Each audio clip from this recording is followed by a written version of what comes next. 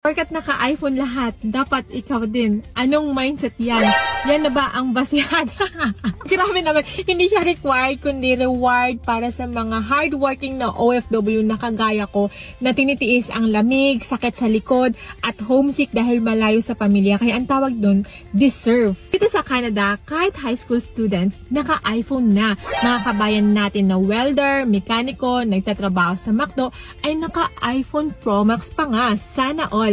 Kahit naka-iPhone kami, hindi pa rin kami nakakalimot magpadala sa pamilya namin sa Pilipinas.